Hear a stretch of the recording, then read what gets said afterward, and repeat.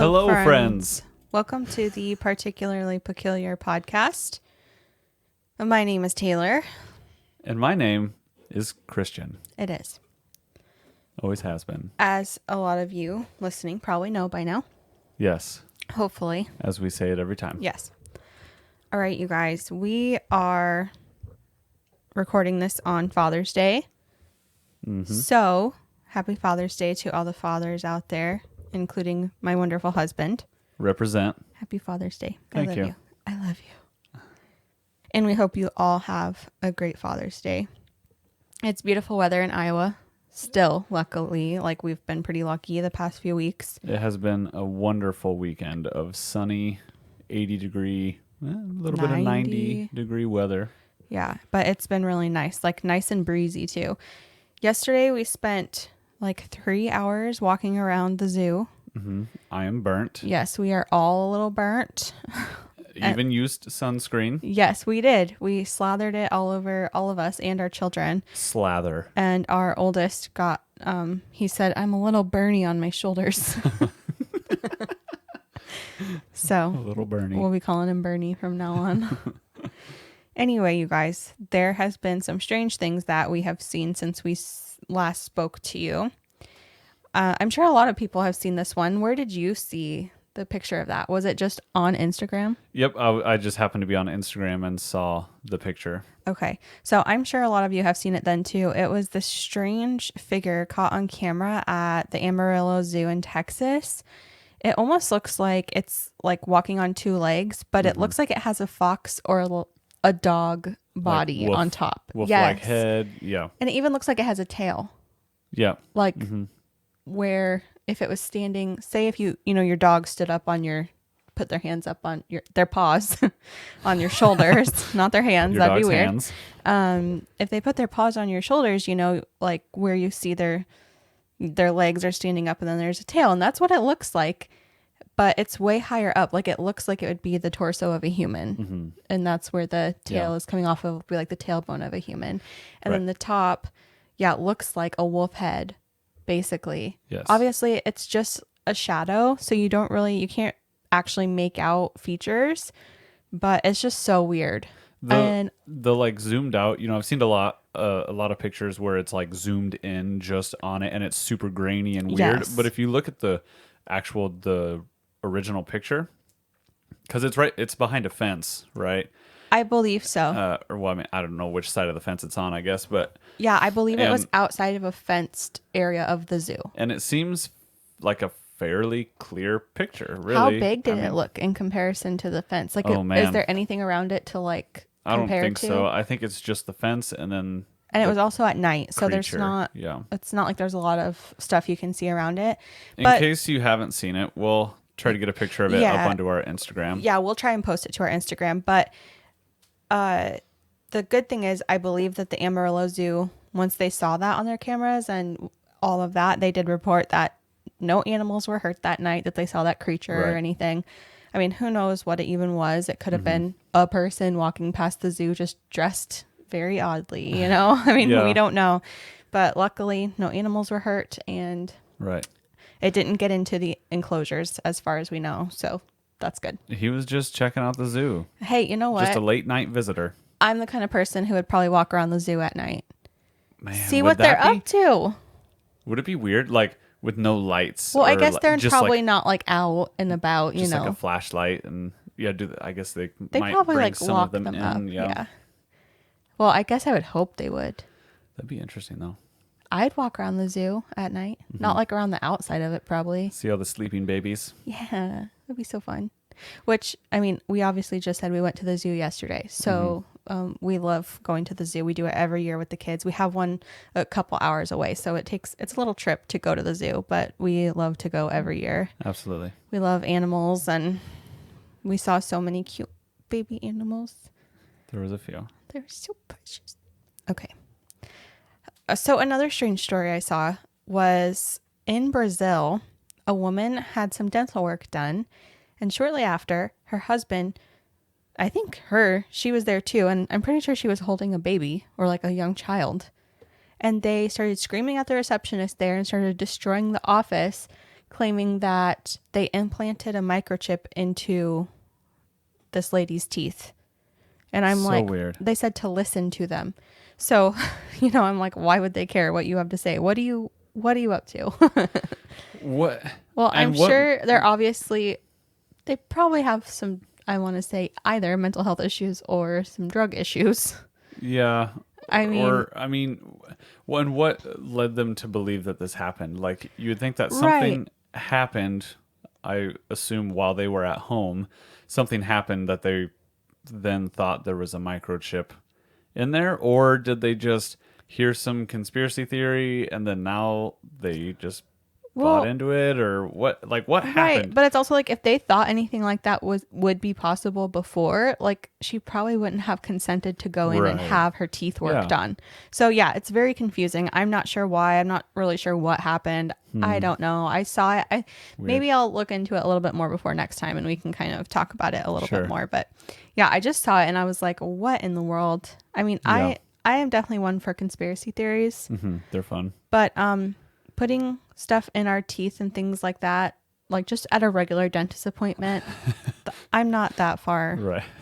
I'm not that deep into it, honestly. What are your guys' favorite conspiracy theories? Yeah, let us know so we can cover them in the future. We'd love to dive into some here soon, actually. Me and Alex have actually been wanting to, Alex and I have actually been wanting to cover conspiracy theories together. So maybe we'll get her on here to guest and we can talk about some of your guys' favorite conspiracy theories. I think we're about ready to start having some guests. Yeah, you were my first guest, and now you that's right. started co-hosting. So I don't know. We're I going don't to end know. up with a dozen Don't know co-hosts. if we should bring on more guests or not.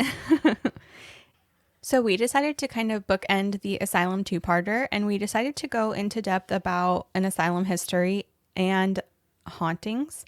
We are going to cover the Trans-Allegheny Lunatic Asylum. It's a very popular one. Yes, I believe it's probably one of the most infamous asylums here in America. Yep. The Trans-Allegheny Lunatic Asylum. This asylum was opened in the year 1864 in Weston, West Virginia.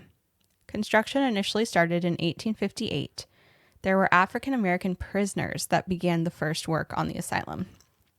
Eventually, it was too grand to only have prisoners working on, and actual stonemasons from other countries were commissioned to work on it. Although the history is terrible, Trans-Allegheny is an amazing building architecturally. Right. It's gorgeous, actually, and I can't imagine what it would have looked like. Now all we see is like rundown areas of it, and I bet, back in its day, it was really amazing. Yeah. Wasn't it? It was built on the Kirkbride plan. Yes, it was. It is the biggest hand-cut stonemasonry building in North America, actually. Wow. So, yeah, it's pretty amazing. Like still to this day? I believe so. The Civil War halted construction in 1861, but construction resumed in 1862. And after that, it was actually renamed the West Virginia Hospital for the Insane. So, even better. Right. The first patients were admitted in October of 1864. But construction actually continued on into 1881. There was a clock tower that was completed in 1871. Of course, because it was this time, they had separate rooms for the black inmates that were completed in 1873. The hospital was intended to be self-sufficient. So on the grounds, they also had a small farm, a dairy, a waterworks, which I assume is like its own little water plant, or like a windmill with water. A water mill. Right. A windmill with water. Yeah, to pump their own water. Yes. Yep. And all of these were located right there on the grounds. And unfortunately, they even had their own cemetery, obviously, for how many that had passed away there. The total amount of land ultimately came to rest at 666 acres. Dun, dun, dun. But not only that, there was a total of 13 buildings. Like, did they not think about that? Or were those not, I imagine these numbers weren't so representative of something like that at that time. you think so? Yeah, I don't know. The hospital was only supposed to house 250 people, But by 1880, there were already over 700 patients. This led up to eventually reaching extreme overpopulation by the 1950s with 2,600 patients. From 250 to 2,600. Yes. That is exponential. It was a serious, serious problem. Right. So the hospital was said to have housed, quote, epileptics, alcoholics, drug addicts, and non-educatable mental defectives, unquote. Oh. Yeah. Okay. Very nice wording, huh? Right. But basically, I mean, anybody that had issues with epilepsy, seizures, obviously, anybody that had any alcohol or drug issues, and then people that maybe even just had a slower, like, They didn't learn quite as fast. just a little like learning deficit Right. could be put in there. Yeah. Anybody who had any sort of mental defect, which again, we have talked about multiple times in our series of asylums.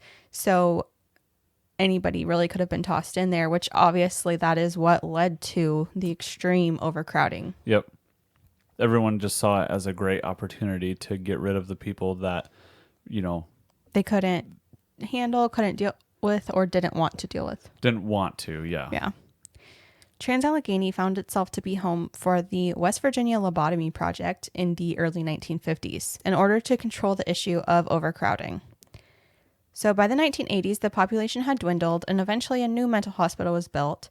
The doors to Trans-Allegheny closed in 1994, which was only 28 years ago. Right. And it is amazing to think that people were still being held in a place like this less than 30 years ago. Yeah, I mean, and I'm sure towards the 1990s it had changed a lot, Absolutely. Absolutely. But again, it's just crazy because, they did have, as we will get into, they had like the holding rooms and things like that. Those were still there. They had the hydrotherapy tubs. They had all that still. Right. And it could have been used. As far as we know, we don't really know what they were doing in the 90s, but it's just crazy. The hospital has a rough reputation with being one of the worst asylums on U.S. soil. The maltreatment of patients has been cited in many discussions about Trans-Allegheny. Of course, with all of this poor treatment, there are disgruntled souls who linger at the Trans-Allegheny Lunatic Asylum, making it their eternal home. Yeah, I imagine with all of the things that went on there has to be quite an incredible amount of residual energy there. Absolutely. So there's, I don't know if anybody listening, I'm sure a lot of you do, but for anybody who doesn't know, they call like residual hauntings basically the energy of what happened in a certain area. And that is why these hauntings are sort of manifesting. And I actually do want to do an episode on that theory in the future. Sure. How energy kind of sticks into locations. Yeah, it kind of like seeps into homes and hospitals and things like that. So hopefully we'll cover that soon. But yeah, it's pretty interesting. And as you can imagine, obviously with all that, especially horrific and traumatic treatment and death, it kind of leach into Trans-Allegheny. So one of the most popular ghosts there is a little girl named Lily. She was actually born on asylum grounds and she spent her whole life there until she passed away. Most people who visit will bring her toys and things, which she really enjoys. I have heard she does actually like play with the toys in the room that people leave for her. Oh, we have our cat in here. He's being needy today. So if you hear meowing or purring, that's Joffrey. He's on my lap. He's on our Instagram too. If you want to see him, he's cute. Lily does actually reach a point in the night where she becomes less active. And people say that's like her bedtime. Right. Which is... She's still adhering to her bedtime. Which, I would still be sleeping if I were a ghost. Yep. All the time. So the guards actually used to reward all the inmates with things like candy and cigarettes for good behavior. So not only do they leave toys for the children's spirits and Lily, but some people will bring candy and cigarettes and place them around. So there's actually like little piles of this stuff all over the asylum that people have left for them there, which is kind of nice. Yeah. We were watching a video on the asylum, and I can't remember who it was, but they were joking about if that's what we did then, like in the future, if we're leaving cigarettes then, like, are we going to leave vapes around Yep. for our Even some more advanced ghosts? vanilla custard vape juice. Our more, what's the word, modern ghosts Yeah. in the future. That's funny because, I've seen that where it's like, how come every time somebody's talking about like ghosts and whatever, they're always like old timey, like in the 1800s, like wearing clothes from that era, and whatever. Yes. Yeah. And where's the guy like doing the Dougie? My favorite is there's this meme, and I shared it once to our good friend Jacob, and we had a whole rant about this going for a while. Doing dabs. Yes. But it's like there could literally be a ghost aggressively breakdancing right next to you right now, and you would not know. Yeah. That's my favorite meme. Yeah. And really, though, we wouldn't know. Like, I don't know. They could be trying to get us to go listen to their SoundCloud, Like, so funny. Check out me. I'm on SoundCloud. Okay, back to the seriousness. The basement or the subfloor was a lobotomy recovery area, and this area would actually be wall to wall with metal frame beds. And I mean, that's a whole like basement area, and it's pretty large. They showed it on the video. So it's just crazy. Like, they would do so many a day that they would just wheel you in there after your lobotomy to lay around longer. And Right. ugh. So if you guys want to learn a little bit more about what a lobotomy was, we talked about them in our last episode 9. Go ahead and check that one out. But essentially, they would take an ice pick like tool. They would go up into the eye socket, and they would hit this ice pick tool with a mallet to get up into the brain, kind of wiggle it around and sever connections in the brain. Yep. This was in hopes, of course, of making people more docile and a way of helping their mental illness issues. But usually it would just end up changing their whole entire personality, and not usually for the better. So a lot of the times they would end up being like zombies. Guides in the Trans-Allegheny lobotomy recovery area have actually complained of having pinching pain in their eyes, developing massive headaches, and some have even woken up with black eyes the night after a tour or an investigation through the lobotomy recovery area. Which is creepy. That's so scary. If that happened to me, I don't know, I'd simply pass away. That'd be so scary. Like, what if, then I feel like I'd be worried, like, did I get a ghost lobotomy? Like, am I going to, like, oh no, slowly start to change over time? Well, then does that mean that you'll be fine on this plane, but then when you pass, you will have been lobotomized as your ghost self? Or, like, yeah, when you go to another dimension, like, are you a lobotomized self? Oh my gosh. Oh, so scary. There are actually many seclusion rooms in Trans-Allegheny that would have a 5-point, like, harness situation to keep your neck, both your hands, and both your legs against the wall. Right. So they would basically have to like stand in a star position. And that was for seclusion. So you could get thrown in there for, acting out, for having any sort of fit, which I'm like, people with mental illness probably had quite a few fits. Like mental illness, asylum mental illness, I guess. Like say if it's a violent patient or something like that, like obviously that's not rehabilitation. That is just torture. So they would get thrown into seclusion rooms, and it's crazy because the guard who put you in there would also have to be the guard that signed you out. So say there was just a guard working that day or an orderly or whomever working that day that really just didn't like you, they could throw you in there and then say they forgot to sign you out before they left that night and leave you in there until they show up again. They could literally just leave them in there for days if they wanted to. Right.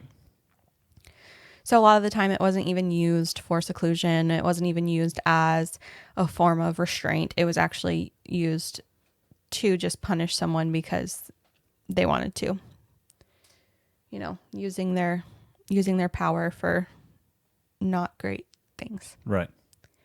There is a child's area that ranged from toddler age to 11 years old, In this area, there will be heads peeking around corners, which I think that would probably scare me the most. Well, it seems like when I think about it too, like a child ghost is much more frightening Like, than why? an adult It's so ghost. creepy. I think it's because kids are just creepy in general. Yeah. Like, I don't know about you guys, but have you ever been dead asleep and then opened your eyes and your tiny offspring is standing right in front of you? Right. In the dark. Oh my gosh. That shit is scary. So, yeah, imagine that, but it's not even your kid. Like, how much worse is that? Right. So bad. Or, you're walking across the room and then you don't even have kids, but here's this kid standing in a doorway or down the hallway, and you're like, Or you see like a child-sized figure walk in front of you. well, then they get down on all fours and run at you. Don't say that. That's so gross. Oh my gosh. Okay, you guys, I have a paranormal story to tell you. I think it might not be paranormal, but it's pretty creepy to me. I'm going to say it at the end of our episode because I obviously want to finish this first, but we'll get around to it. Okay, then in this child's area, there is a spirit in there named Ben. He is a full-grown man, and if you ask him why he's hanging out in the kids' ward, he will get very angry. And I guess more like crazy, violent things start happening around there if you try and interact with Ben. Okay. So that's not cool. No. That's a red flag. Yeah, I'd say. All right, next we're going into the juvenile area. These were for kids who were 11 to 17 or 12 to 17. In this area, you will feel a lot of tugging, like on your pant legs or grabbing onto your shoes. This is because there was a kid who was actually stabbed over 17 times in a bathroom down there. And he then had to crawl all the way down the hall to the nurse's station. Right. So obviously, as he was crawling along, he would have been pulling on people's legs and pulling on their shoes and stuff, trying to get help. That's just terribly sad. Yes, it is. And to imagine that there was just nobody there, like overseeing the situation, that he had to crawl down to the nurse's station to get help. It's just so sad. Mm-hmm. There is a more recent and even more brutal murder that happened there between two patients, or three patients actually, in just 1987. So not that long ago. And trigger warning, y'all, this one's pretty graphic. So if you are not into that stuff, please skip ahead like a couple little clicks on Spotify. So there were two inmates, David and Jim, who noticed that another patient named Dean was sent up to their unit. And Dean actually was deaf and mute and had the developmental equivalent to an 8-year-old. Mm-hmm. I guess the only reason they really put Dean up there is because he wasn't cooperating with the guard, but he couldn't hear the guard. Right. So, and he had developmental issues anyway. So they put him up there basically to make a lesson out of him. And these two inmates, David and Jim, noticed that he was a bit weaker than them and targeted him. They would tie sheets around his throat. They would hang him from a pipe. And then once he was unconscious, they would let him fall and then proceed to kick him awake in order just to do it all over again. Terrible. And that's not even the worst part at all. One day after they had tied Dean up and hung him from the pipe, he was unconscious. They let him fall. But this day, they didn't kick Dean awake. They actually decided to take the post of their metal frame bed, set it right on Dean's temple, and then they each took turns jumping on the bed. They continued to do this until the post actually went through Dean's skull all the way to the floor underneath. Just brutal. Brutal. Absolutely brutal. Yeah. So yeah, this was absolutely brutal. And again, this was only in 1987. And I think we would hope that things like this weren't happening like so recently. Right. But there was just too many people.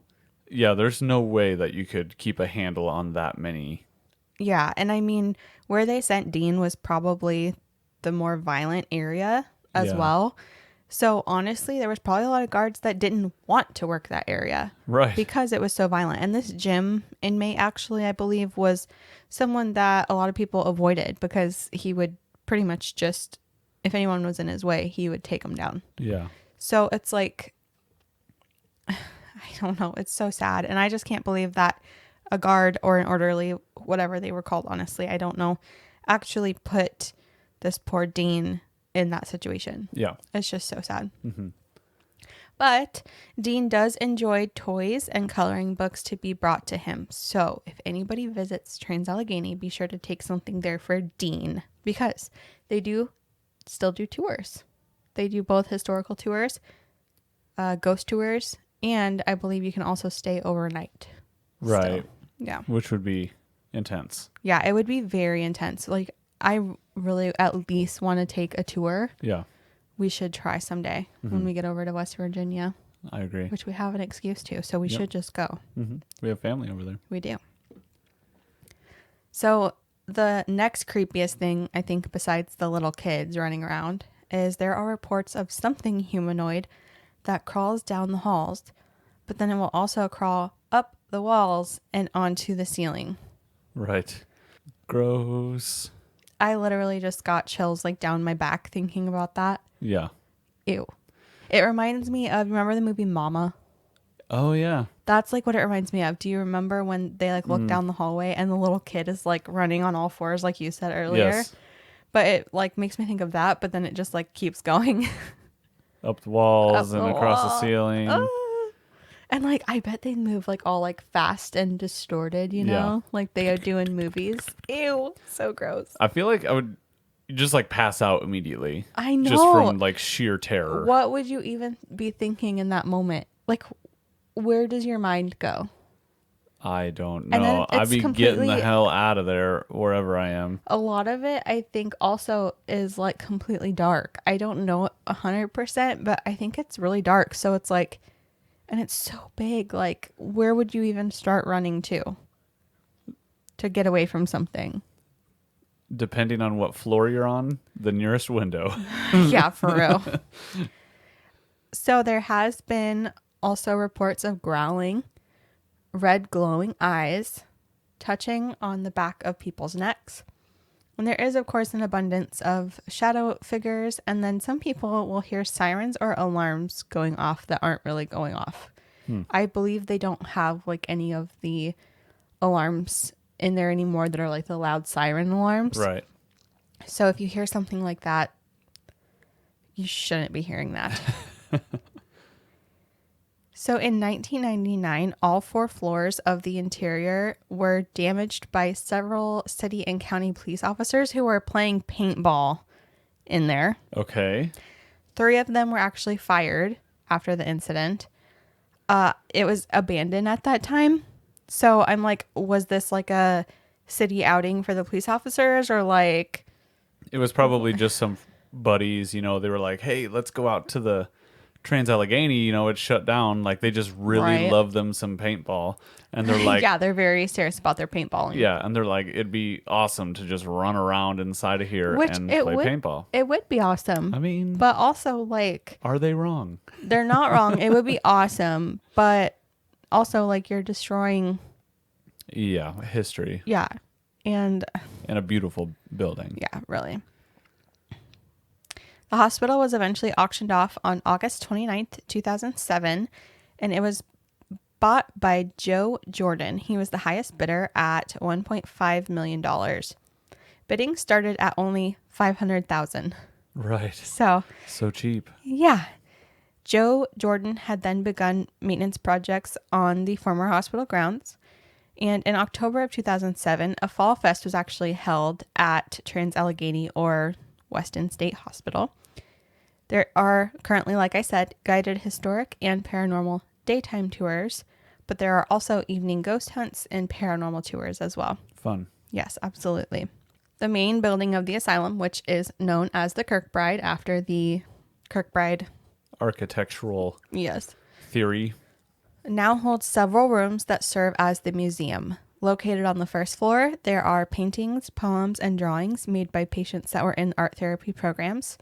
There is a room dedicated to different medical treatments and restraints used in the past, which also contains artifacts such as a straitjacket and a hydrotherapy tub.